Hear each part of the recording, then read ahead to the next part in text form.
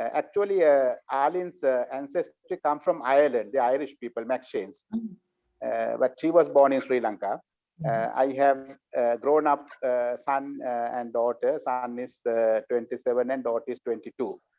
I have been in the academic field. I have been a principal of schools and twice in our theological college. Also, I did a ethnographic research on immigrants in London. I spent 5 years doing that research, very especially on that ethnicity and religion. Then I have been archdeacon and know that I worked in various places. In 2018, 6th of January, I was episcopally ordained as the Bishop of Kurunegala. Last December, Archbishop of Canterbury appointed me as the presiding Bishop of Sri Lanka. We are a small country. As I think most probably you know, we are in the southern tip of India, southern tip of Joshua's country. And I have some knowledge of Joshua's language called Tamil, not very fluent, because there are Tamils in Sri Lanka as well.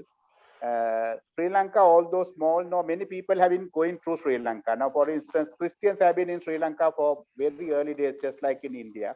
Even our Dacian cross, which is a replica of a Nestorian cross. Oh. Yeah. And I added more meaning into it by getting pieces of wood from all parts of Sri Lanka. Now, this is a piece of Palmyra wood from the north of Sri Lanka called Jaffna, where you get more Tamils. This is a piece of coconut wood. And this is a piece of tea introduced by your people to Sri Lanka. This is a piece of jackwood. That is supposed to be the biggest fruit in the world. Jacka. Actually, the word Jacka comes from Malayali language. We call kos actually. The idea is you have to bring all the cultures to sacrificial love of Christ. But this is the ancient Nestorian cross, replica of an ancient Nestorian cross unearthed in one of our kingdoms, the north central province, belongs to Nestorians. This is the original one is from 6th century. Now, when our diocese was created in 1950, they adopted this. Anglican Church was introduced to Sri Lanka in the 18th century, 1790s. Before that, there were Dutch people. That was in the 17th century, 1658. Prior to that, Portuguese came to Sri Lanka in 1505. But all the Greeks and Romans all have been going through Sri Lanka. Now, it is said that even Sri Lankans invented the method of taking revenue from people from ships. The most ancient inscription on revenue is in Sri Lanka, because now that if you take the geographical setting of Sri Lanka, one side you get the Mesopotamian civilization, other side Chinese civilization, top of Sri Lanka is Indian civilization. Sri Lanka was very much part of Silk Route. That's how all these ancient people have gone through Sri Lanka. That is a kind of a general introduction. If you take now, there are 2 Anglican dioceses in Sri Lanka. Sri Lanka is in the shape of a mango. Now, the other diocese, the more ancient diocese called Diocese of Colombo, is like the pulp of the mango. Our diocese is like the seed of the mango. Then our first bishop had a kind of that metaphorical way of explaining that. He used to say that the Diocese of Colombo is like the pulp, and people love the pulp of mango, but once you eat the mango, there's nothing. But the people don't like the seed, but you plant the seed and get another tree and now that get more mangoes. Now that was called seed theology. He took the inspiration from the saying of Jesus just before he died. He said in St. John's Gospel, like a seed, you should die to grow and know that bear fruits. I mean, the idea of that indigenization inspired in Sri Lanka in the modern era. To work with other religions, other ethnicities, other cultures. That's how our diocese was formed. Up to now, know that we are fully involved in that those reconciliation ministry from late 40s. Therefore, that vision has been part and parcel of my diocese right from the beginning.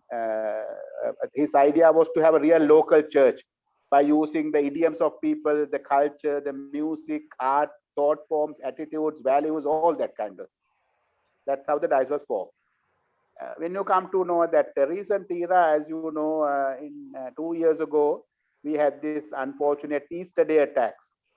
Recently, we celebrated or commemorated the second anniversary. I was with all the Roman Catholic bishops. Most of the people who got killed and affected were Roman Catholics. I was with all the 13 Catholic bishops, and we had a very meaningful commemoration. Still, we haven't found the persons who really engineered these attacks. We have found carried all the explosives and that who attack other people, all that kind of thing. But they are yet to find who organized the whole process, who engineered the whole process. Now, we understand that there's a huge kind of a political agenda behind the whole attack. It's not very simple. Where COVID is concerned, I think Sri Lanka is still much better than many other countries.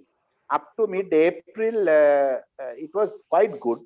We were getting only kind of 100, 200 patients a day. But after Sri Lankan New Year, patients have increased. Now people are very concerned. Now it has gone up to 800, 900 per day.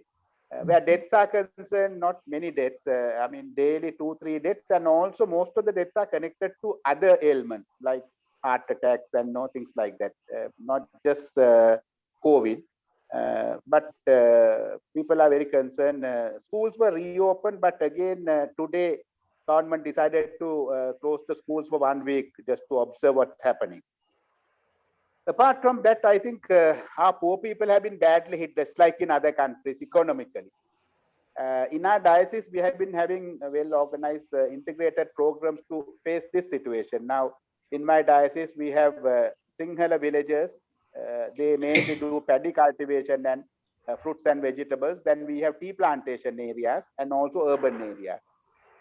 Those who are doing monthly jobs are not very severely affected because they get something, but people who do cultivations and trade and things like that are very badly affected.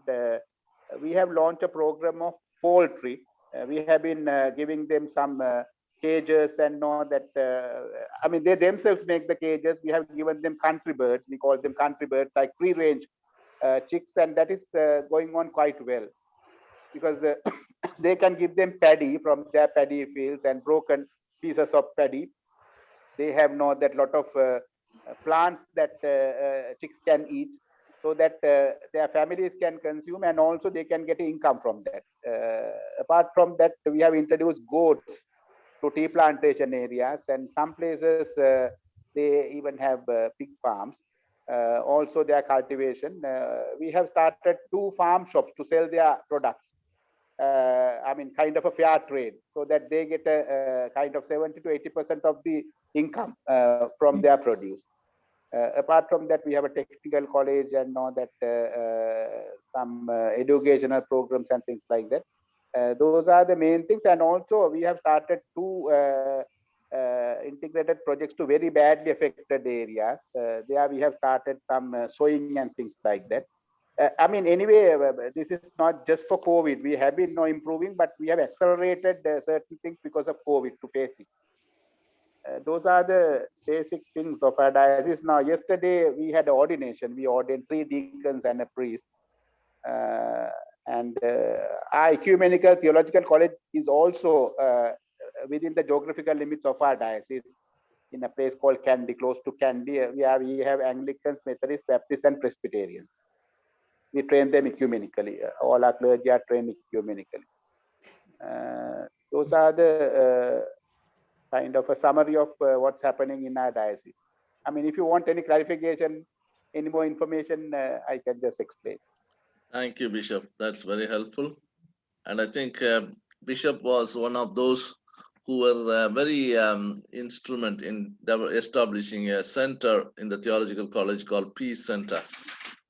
So he's one of those people who set that up. And also we have link with the Queen's Foundation, where we train the theological students and college faculty from Sri Lanka Theological College, where he was also a principal for a while.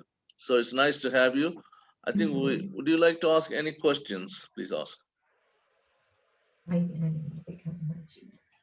I just wondered what the situation was with reconciliation over the conflict that there was a few years ago. How is that progressing? At the moment, we don't have any serious issues with Tamils and Sinhalese, but I don't think we have got a permanent solution. I mean, there are no wars, there are no, fights and bombs and things like that. But because of the Easter Day attack and because of the COVID situation, they are curtailed. But I think we need to go for a long-term political solution. But in Sri Lanka, the present government came into power by taking the votes of that majority, Sinhala Buddhist majority. Because of that, there are concerns from minorities like Muslims and Hindus and others.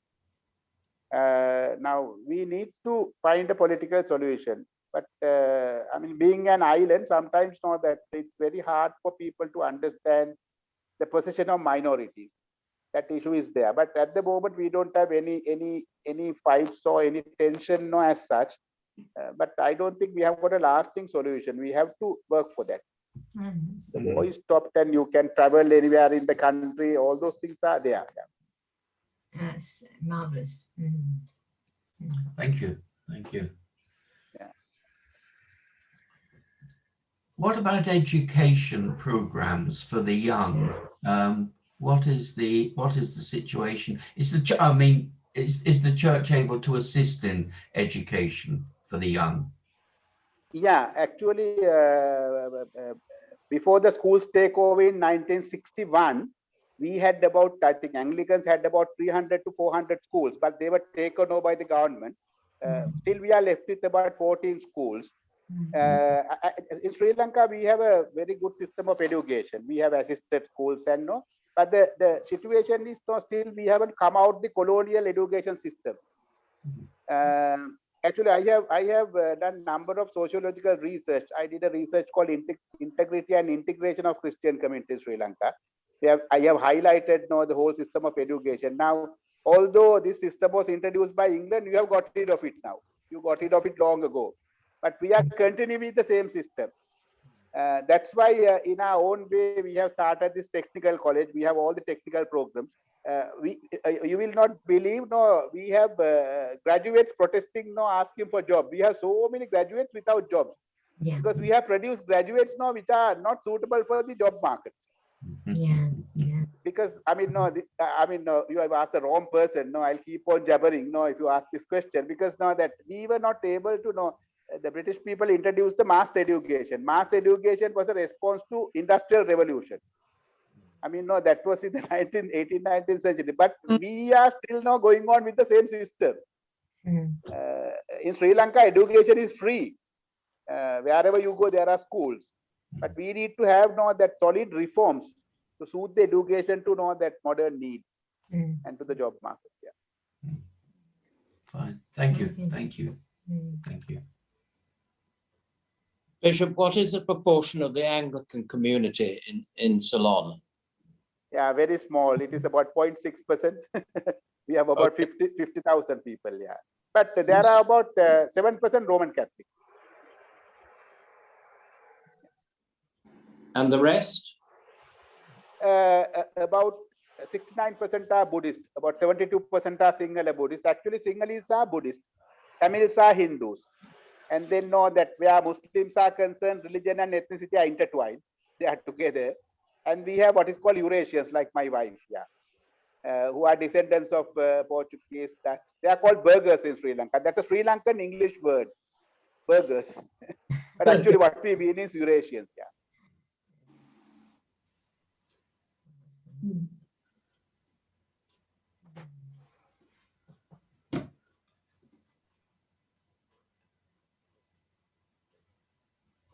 Thank you, Bishop, for this evening time with us. And it's late night, actually, nearly 10:30, 11 o'clock for him. Oh, is it? Oh, Yeah, night time. No. I go to bed very late. I go to bed at about 12:31. Yeah. Oh, okay. I read and write because I was in schools, and we work with in 3 languages. Therefore, know that we go until about 12:30. Now I can't go to bed before that. I have a big issue. Yeah. But at least you've already said Compline. Yes. Yeah. Usually I do that at about, I think, 11:30, 12, no, 12:30. Great. Can you say a blessing in Sinhala for us, Bishop? Yeah, I'll do that. Yeah. දෙවියන් වහන්සේගේ මුරුදු දෑවටත් කරුණාවටත් අපි ඔබ බාර කරමු. උන්වහන්සේ ඔබගේ යාමීම් රැකවල් කරන සේක්වා, සැමදා ඔබට ආශිර්වාද කරන සේක්වා. උන්වහන්සේ සුවකයේ මුහුණේ බැල්ම ඔබ වෙතේලා ඔබට හැමදා මඟ පෙන්වන සේක්වා. පියාණන්ගේද පුත්‍රයාණන්ගේද ශුද්ධාත්මයන්ගේද ආසිරේ ඔබ අතර රැඳී නිරතුරු පවතිවා.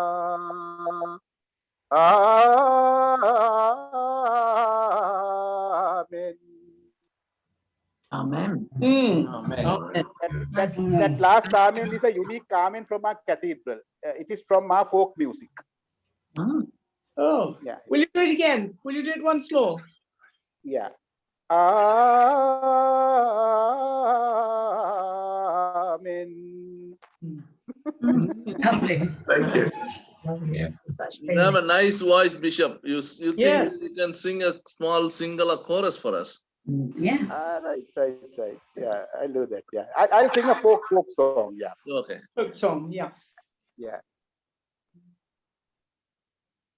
සෞකල් සැබතැන වැඩ වසනා දෙව්තුම් නැන බල මහිමයනා තිවරය වාහිරු සඳු තරු මිගු මසු ප්‍රියෝතුන මැවිතෙදිනා. Yeah. That's What great. did- Thank What you. what did it mean? Will you translate it? Yeah, it is now praising God's creation. Yeah. Mhm. We thank you for that giving us sun, moon, and that lovely creation, that we enjoy your creation, that kind of. Great. It's great. Thank Thank you. Share that. Yes, It really thank is. Wonderful, Bishop. Quite It's very moving. kind of you to come and share about you. Thank you so much for the opportunity. Yeah. Bishop Thank you. Kirti, Bishop Kirti, please remember him in your prayers. And also Bishop Kirti, and also his diocese and the people in Sri Lanka in your prayers. Thank you so much. And also, I'll be remembering you all in my prayers. And Archbishop has asked me to come to England in September. Yeah, I don't know whether I'll be able to come. that would be very nice. Oh, yeah. And yeah. Should be able to go then. Thank you. And thank you for Thank all you so much. and joining us. Thank you very much. Yeah. Thank you then. Good night. Thank then. you very much. Thank Lovely you. to see you. Good night. Glad to see you joined us, Di. Thank you so I'm much. then. half with you. I can hear you, but I can't see you. Oh, great. I could, but it's just having real problems with the computer. What a nuisance. Yeah. So So if I you, don't appear at Just wanted to PCC say. later, you'll know that Yeah. I'll okay. give it a go. But I mean, I was with you for half of this, and Yeah. obviously I can hear you because I'm speaking to you, but Yeah. it's not. I reported it to PlusNet, and they said